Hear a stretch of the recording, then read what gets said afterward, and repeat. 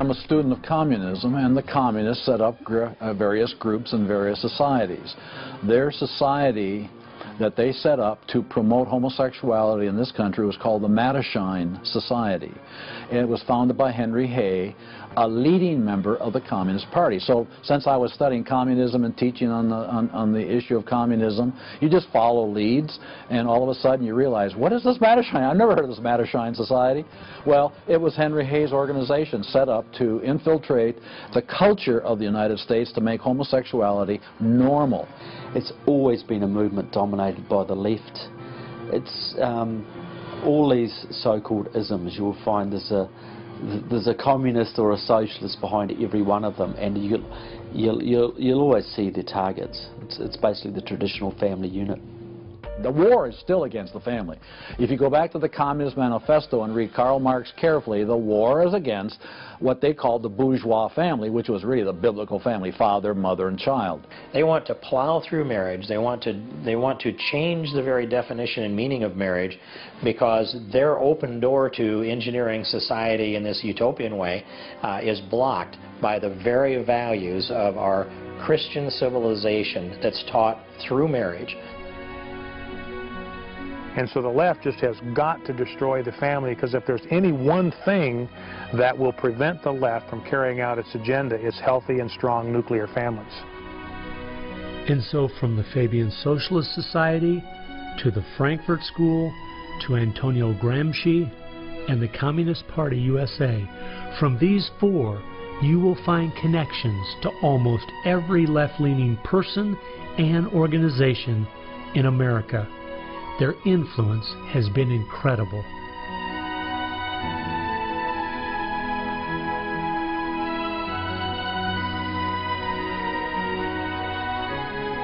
It was in the 1960s all the groups on the left seemed to realize Antonio Gramsci was right.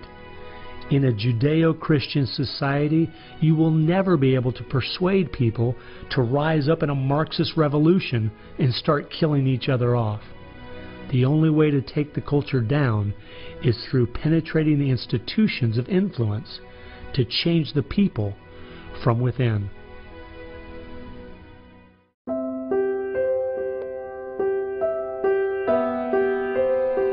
I guess the biggest surprise I had while studying these four groups was seeing that a large part of their agenda was trying to make us an immoral people.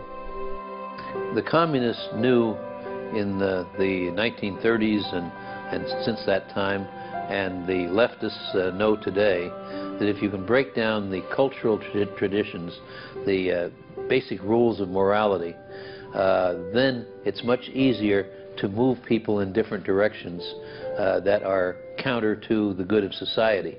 They recognize that it's all part of the same fabric.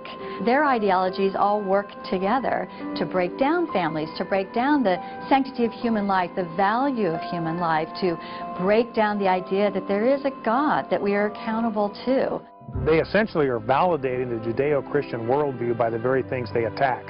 Because in their effort to destroy our culture, they know that they have to go after the very things that the Judeo-Christian tradition honors and values. Morality, belief in God, faith, the importance of family, the sanctity of life, the sanctity of marriage. It's amazing our enemies could see our morality was our greatest strength. And yet so many Americans don't seem to get it. Morality is simply having the character to do what you should do instead of what you have the freedom to do. And that's the only way freedom works. A people cannot be given freedom without morality, or they will self-destruct. And that's what we see happening in America today. The bottom line is freedom and free enterprise are simply fruit on the tree of morality. Our founding fathers clearly understood this principle, and so do our enemies.